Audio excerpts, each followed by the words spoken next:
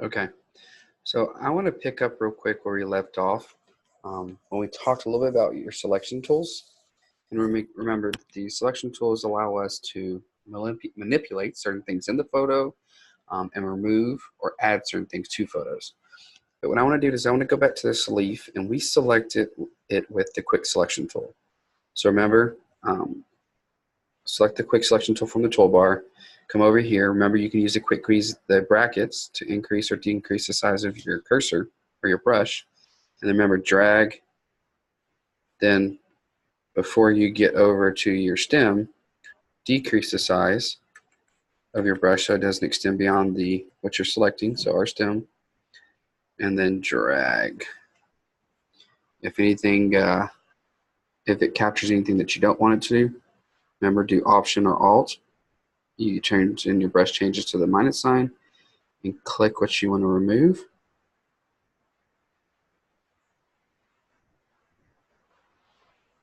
Sometimes the selection is going to go great, and sometimes it's not. So this is that part where we're going to take a little time. I'm going to zoom in, let go of Alt or Option, and just try to get as best as I can. Select everything. And let's see if I can be picky to try to select this a little bit better. Okay, we'll go with that roughly with what we have. Now, we talked about this last time, and I think we did some different things, but what we didn't do was show you how you could actually change the color. And so what we can do here is we can come and down here, what I want you to do is I want you to add create a new or fill or adjustment layer. Click. We're going to add a hue and saturation. You notice it adds another layer, and we'll get this dialog. And so with this, we have hue and saturation are the ones that we'll probably that we'll play with the most here. But if we want to change the colors, you can see if we go to the extremes or anywhere along this color line, we can change it all different colors. Now, I'd recommend trying to keep it a little bit more natural looking. Maybe I want it for the orange. I play with the saturation to make it look a little bit more real. Maybe I come a little bit lower, -3. You'll see where I went with there. And so if we kept just that right there, if you take a look at our original one, we just changed it a little bit to represent a different fall colored leaf. And so you have that option whenever you have selections by just adding that hue and saturation layer. Okay, so that's where I wanted to go from there. Now what I want us to do is the lecture we weren't able to go over was our size and resolution layer, as well as exporting, which you'll need to know how to do when it comes to exporting your photo editing assignments. So I want you to, let's open up the kids image in the lecture files. So come over here, kids image, right click, open. You'll notice I'm working in the Adobe Photoshop CC 2019. I'd recommend y'all all updating all of your apps that we'll be working with before you start with this lecture. So let's bring the kids, if it comes over with this, get started. Now this raw version is because the photo was taken in RAW, so it's not a JPEG or any other file extension. And you can make adjustments here before you ever go into Photoshop. For the purpose of this lecture, we're going to go straight to Open Image and go straight to Photoshop. Okay? And so what I want to explain is that one of the most important things that we'll do after we do all of our editing on our photos is adjusting size and resolution. And so beyond the quality of the original photo, the purpose also affects the final product. So remember, images are made up of pixels, okay? And I want you to understand the difference between the idea between size and resolution as we go through. But a picture, once it's taken, it has a certain amount of pixels, okay? That never changes in terms of the original amount of pixels. So small images contain less pixels, and logically, a large image contains more pixels. The more pixels you have, the larger the images. So image size is the number of pixels inside an image. This is applicable to all images you have because it describes the physical pixel count, the physical size. Image resolution is the number of pixels inside a square inch. And this only has to do with print images. This has no bearing on images that we use on the screen.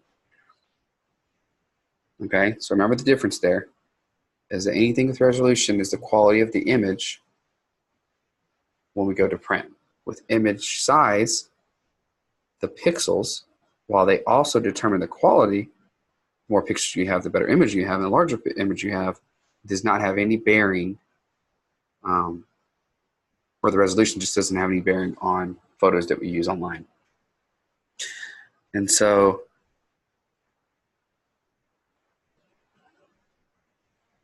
what I want you to do is let's find the image size and resolution of our photo. Now, one place you can find it without even ever looking inside any of the windows is if you go down here on the bottom left, what you're going to see, and again, it's a little cut off with the recording software I'm using, but we can automatically tell that this is 51.3 megabytes large. We click on it, and hold it, you'll see the pixels, 5,184 by 3,456. And you can see the inches as well, and then you can see the resolution 300. This gives you all the image at your fingertips before we have to go into any other types of windows. And this is a large photo. So 51.3 megabytes is a large photo. Keep that in mind.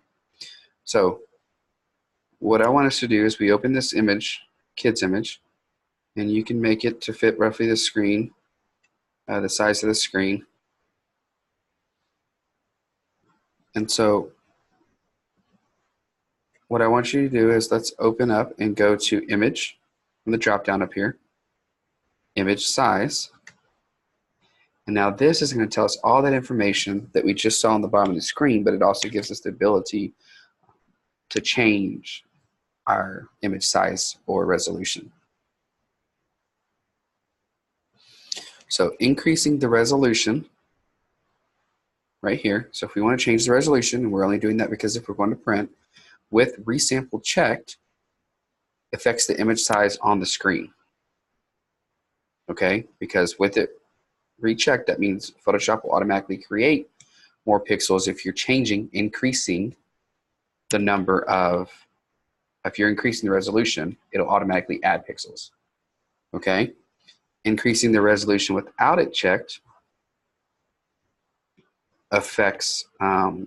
does not affect the image size on the screen.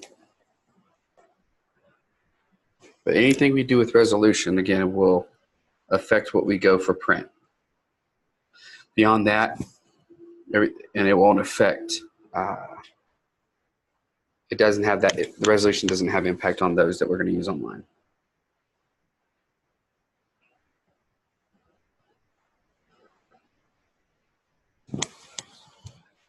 So let's say that one more time.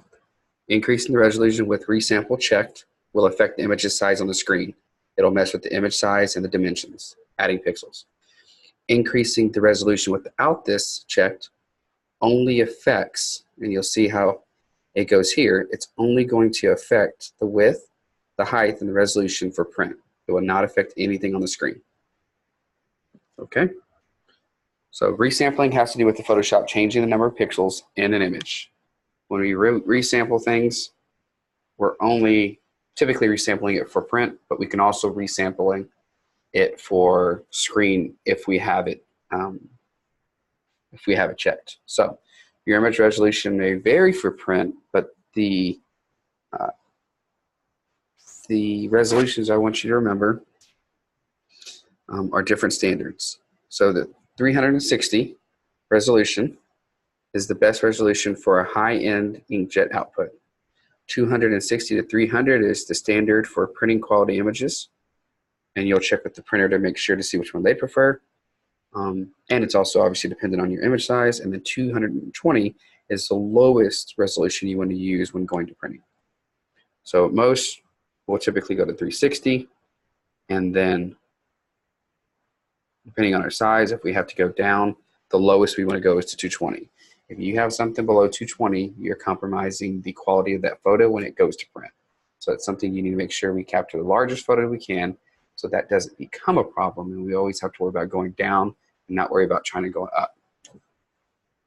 And we'll use the terminology for that. So going up is called upsampling, increasing the number of pixels in the image. So upsampling has to do with just making the image larger.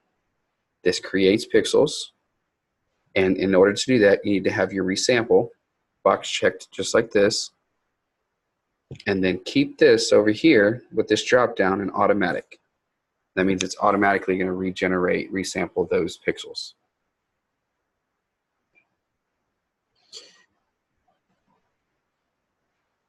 And so let's do this real quick.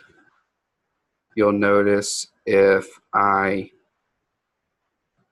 change my resolution to 360. And what I want you to do is take note of the number of pixels we have.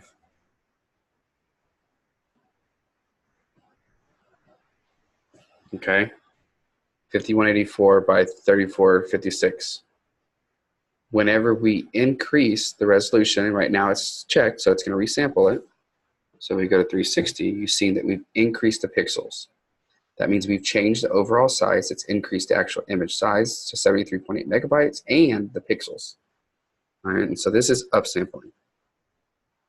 And so what this means is that Photoshop automatically added pixels to enlarge the image. And it does an okay job at this. However, these pixels did not originally exist, meaning it's going to end up resulting in a pixelated image with limited detail because it's created new pixels that weren't there. So you're losing some of that quality, and I want you to keep that in mind. Personally, I would never recommend upsampling an image unless you absolutely have to. If you did, I would still say keep it minimal. Upsampling does not replace taking a good, high-quality photo, and so I would recommend you capture your photos in the highest resolution possible, highest quality, largest size. RAW is what we use on DSLRs, and I think the majority of the cameras you use of ours are all in RAW already. Or if you scan an image, scan it at the highest resolution possible.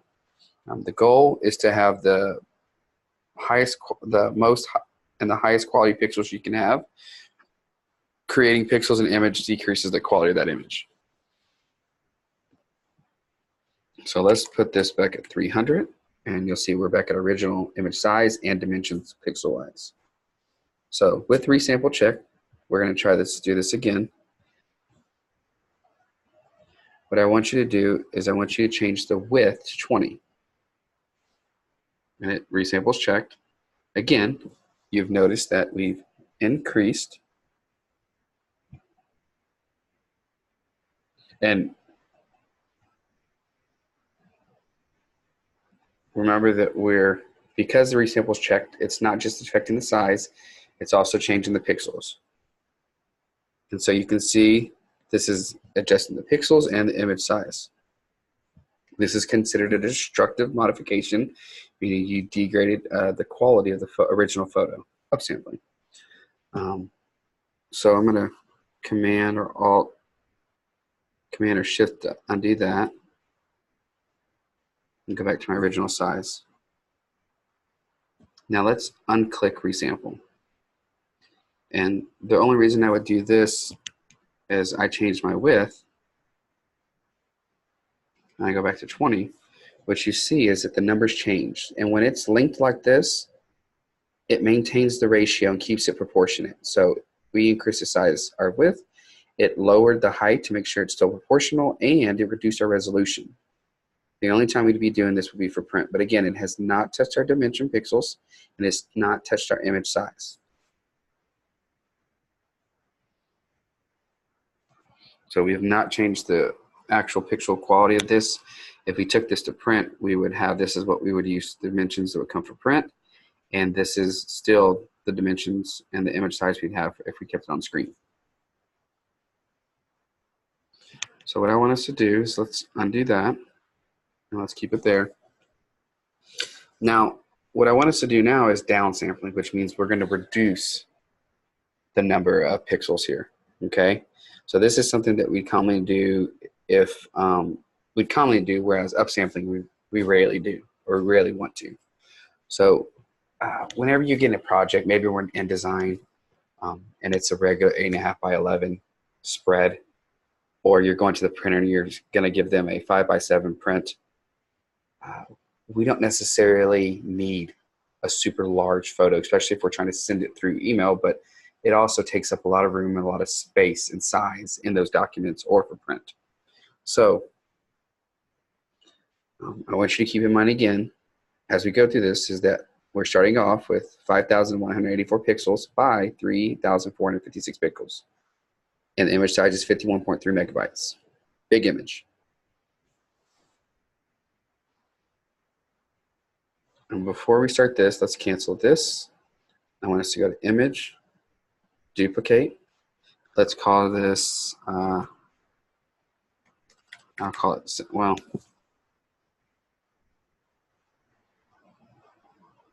let's call it sampling for now. Press OK. If you're going to make any changes like this, I would recommend making a different photo so you're not doing it to the original photo, especially if you have a bunch of layers. You don't want to, once we start doing this, we're going to have to end up flattening it eventually. You don't want to mess with those layers and don't want it to affect those layers. So make it come here, and we'll start from this. So we duplicate it. And then before we start, we'll want to go to Layer. You need to find Flatten. And you can see it here. So you want to flatten this, your image, and it won't let you do that until you do that. So I'd flatten your image, make all your changes again in a different duplicate file. That way you always maintain your layers if you want to go back and make changes to the original photo that you've been editing. We don't have any layers, so no need to press flatten here. So we'd go there. And then let's go back to our normal step of image size. We want to keep the resample checked because we want to make smaller. We want to make the image smaller, so reduce the actual pixels and the image size. As long as we stay below the original images, we're going to be okay. It will reduce the quality of the photo, but not in a way that's going to be bad, in the sense that when people view it, they're going to view it at 100%. And right now, at 100%, they won't be able to see the pixels. If they were to go in more, which they won't because we'd be printing it, then they could see those pixels, and you see that. But we're intentionally doing this. So keep that in mind. And what I want us to do is let's change the height, keeping the idea we're going to send it to print for a 5 by 7. Let's change the height to 5. And so what you see here is that now, to keep it proportionate, the width is 7.5. The pixels has decreased, so we have not gone over, and we have not gone over the image size, but it's decreased the size significantly, which is a good thing in terms of we maintain our quality still, but we can also send it, and it's not too big to send. And it wouldn't be too large for, say, if we took this into InDesign kind of a thing.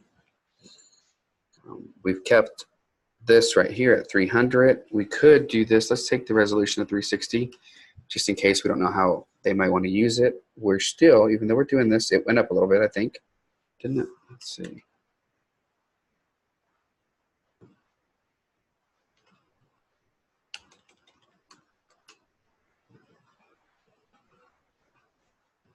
$22.50. Yeah, so we went up to 2,700. Again, we're still not over our original pixels, which was the 5184 by 3456. So we're under that.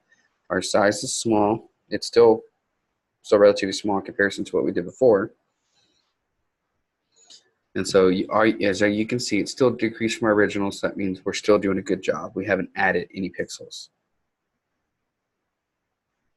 And then we're going to press OK. You can see that it's made it smaller.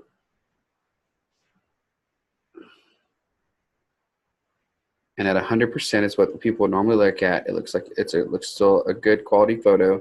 They wouldn't be able to see those pixels. So that's what we want. So we have done that. Now, for your specific assignment, you are supposed to be cropping your photos to a particular size.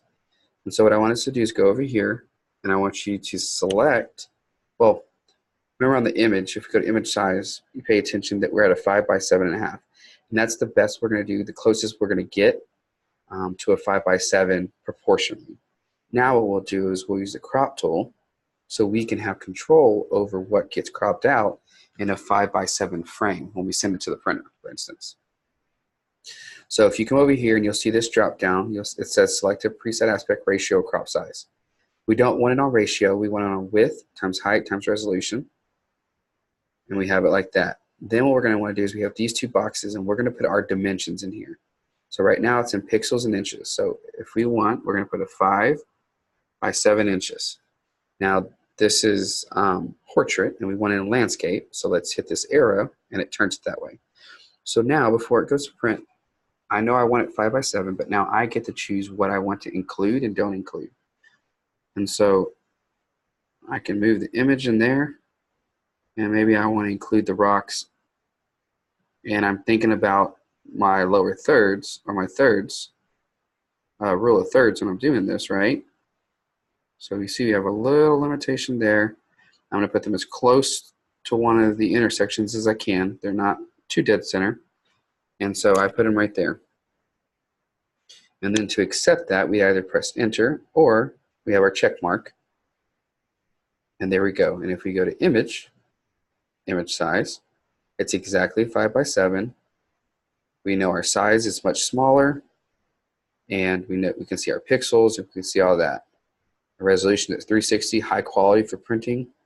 We can still go down here, hold this, and we can see all those things we just looked at. And actually, that's probably quicker than go back to image. Okay, so the advantage to downside sampling before we crop is we get to keep the majority of the image. And then we get to crop it. Had we cropped first at a 5 by 7, we would have lost a lot of our photo because the photo was so big originally. So downsampling allows us to keep the majority of the photo and still making it the exact size we want. Two things to keep in mind. Always stick with automatic when you're doing your resampling, and never downsample and save over the original file. Those two things. Okay, so what I want us to do is let's go back to the original photo. And let's get rid of crop. So we'll go over here. And what I want us to do is sometimes we're going to have to downsize for the web. Remember, resolution has nothing to do with this, so we're not worried about that. And we're going to go to image size. And so two numbers in this, I'd recommend you reducing the size of your images in Photoshop versus something like Preview on a Mac or Window, whatever the photo viewer they have on a Windows operating system, because Photoshop is a better program and it's more qualified to resample, rework those pixels. So that's my recommendation. Two numbers to keep in mind. So when you're downsizing a photo for the web, say like LinkedIn, WordPress, email, anything you do like that, the sizes that will be the best sizes for those are going to be 5 megabytes or less, and no more than a 19 by 20 pixels in width, and that's keeping in the size of some of the largest screens that you may view your pictures on. So we have our image, and for this, actually, let's go to image. Let's duplicate this layer, and we can go to the web, press OK. And then what I want us to do here is let's go to image again, get up our, and it's this is our original photo size. So with pixels, image size, you see our width and our resolution. And so we're at 51.3 megabytes, which is significantly more than our 5 megabytes or less we want. I would say get as close to 5 megabytes and as close to 1920 pixels as you can.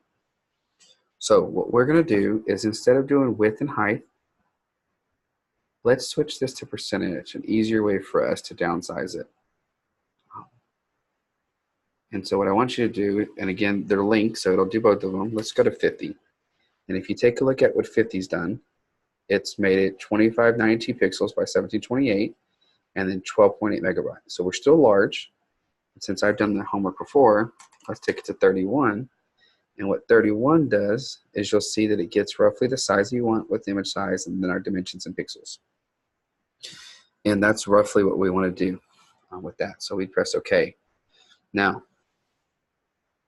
and that's going to be good to go. When they review it on screen, it'll be high quality unless they download it and zoom in or they zoom in on screen. But when they're looking at regular 100%, this is what they'll see, and it's a good quality photo. So now I want to talk about saving your files. We have roughly 3 file extensions that we typically use. JPEG, TIFF, PNG. For this photo, what we're going to do is we're going to save this one as a JPEG because it's going on screen. Okay? So, and it's on screen, so we want to make sure that our color mode is RGB, which it is because that's the color code for on screen. It's the right size, and then JPEGs we use on screen. So what we would do is we go File, Save As. We want to change the format to JPEG. Remember that you do want to save the original Photoshop file, and you have to for your assignment. So maybe first I'd save this as a Photoshop, save. Then once I do that, I'd open my Photoshop. I'll do File, Save As a JPEG, and then this is where we're at. Once you have JPEG, and let's switch this to my desktop.